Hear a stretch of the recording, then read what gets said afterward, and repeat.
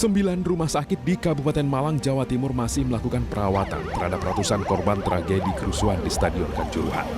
Sementara itu hingga kini tercatat sudah lebih dari 130 korban meninggal dunia.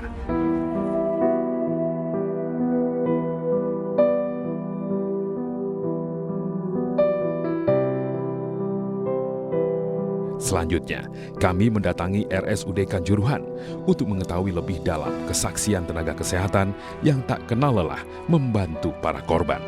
Dokter Bobi, apa kabar? Baik. Baik ya, harus sehat terus dok. Lelah ya. Ya, dok ngomong-ngomong lelah, kemarin berarti datang ke lokasi nggak waktu kejadian? Enggak, saya hanya di IGD aja. Sampai di IGD, mempersiapkan mulai dari jam 11. Sebelum korban-korban itu dievakuasi, cuman saya dapat laporan dari call center 19. Begitu kami kontak dengan kepolisian, menyatakan kepolisian bahwa itu aman, baru ambulan itu saya bolehkan masuk karena takutnya jangan sampai ada korban tenaga kesehatan. Ketika masuk ke Stadion Kanjuruhan, temuan apa yang mungkin tenaga medis temukan? Apakah sudah banyak korban atau seperti apa? Benar itu. Sudah banyak korban. Jadi korban yang didahulukan adalah kalau di mass casualty incident adalah korban-korban yang kemungkinan hidupnya tinggi. Jadi kami kirim mulai dari ringan, sedang, dan berat itu kami evakuasi ke rumah sakit Kanjuruhan yang 5 menit, jaraknya 5 menit dari stadion. Sehingga 93 pertama kali ya, 93 pasien dan 3 jenazah. 93 korban luka-luka saat itu? Ya, sedang hingga berat. Kalau kita lihat itu kemarin itu bertambah terus. Sebenarnya temuannya seperti apa dokter? Karena juga perspektif masyarakat ini sangat beragam. Ada yang bilang mayoritas terkena gas air mata, ada yang bilang sempat dipukuli, bahkan terinjak-injak. Namun dari teman-teman tenaga kesehatan sendiri, temuan dari para korban ini seperti apa sebenarnya? Ya, kalau temuan yang saya di lingkup rumah sakit Kanjuruhan yang saya tangani, itu kebanyakan pasien-pasien kan ringan dan sedang. Itu kebanyakan kalau ringan itu teriritasi kena gas air mata. Ya, ada kemerahan di sekitar mata dan konjungtivanya itu merah. Yang sedang kebanyakan multiple trauma, keinjak-injak mas.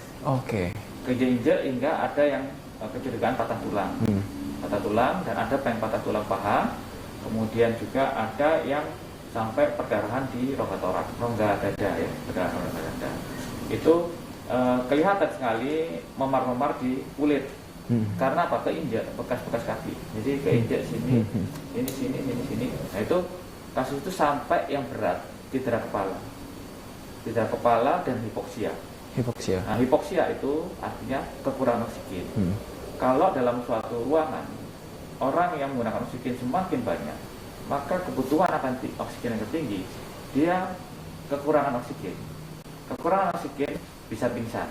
Pada saat pingsan, dia akan berinjak-injak, terhimpit-himpit, terinjak-injak, itu akan memperberat sampai pada pasien-pasien kami yang ringan sedang itu banyak yang tidak sadar. Tapi begitu kami kasih oksigen, dia sadar. Setelah observasi tidak ada patah tulang, kondisi baik kami pulangkan. Itu yang kami dapatkan. Apakah ini juga korban meninggal dunia mayoritas karena multiple trauma tadi, atau karena apa? Betul. Jadi kebanyakan itu karena hipoksia, dan hipoksia itu menyebabkan dia kehilangan kendali karena pingsan, akhirnya terinjak-injak dan terjadi multiple trauma. Multiple trauma itu bisa cedera dada, punggung, tangan, kaki, kepala, itu macam-macam. Untuk mengusut tuntas tragedi Kanjuruhan, pemerintah telah membentuk Tim Gabungan Independen Pencari Fakta atau TGIPF pada 3 Oktober yang diketuai Menko Polhukam Mahfud MD.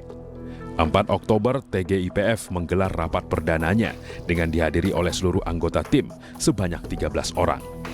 Rapat bertujuan mencari solusi atas permasalahan keamanan yang sering terjadi di sepak bola Indonesia.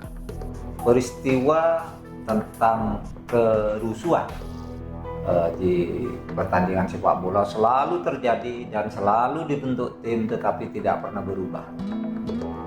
Sehingga akar masalahnya harus dikemukakan oleh tim ini untuk kemudian direkomendasikan. 3 poin rekomendasi hasil rapat pertama TGIPF terkait tragedi Kanjuruhan adalah: pertama, tim akan merekomendasikan penjatuhan sanksi bagi pihak-pihak yang melakukan pelanggaran. Kedua, tim akan merekomendasikan sinkronisasi regulasi, baik regulasi FIFA dan peraturan perundangan di Indonesia, disertai sosialisasi serta pemahaman kepada seluruh stakeholder sepak bola, aparat keamanan, supporter, ofisial, dan sebagainya. Semua pihak yang terlibat harus memahami peraturan. Ketiga, tim menekankan dan disetujui oleh Menpora bahwa semua kompetisi PSSI yakni Liga 1, 2, dan 3 dihentikan sementara sampai Presiden menyatakan bisa dinormalisasi setelah TGIPF menyampaikan rekomendasinya. Tragedi Kanjuruhan bukan hanya catatan kelam bagi sepak bola Indonesia, namun juga bagi dunia. Siapapun yang terlibat harus berani bertanggung jawab agar kesalahan yang sama tidak terulang di masa mendatang.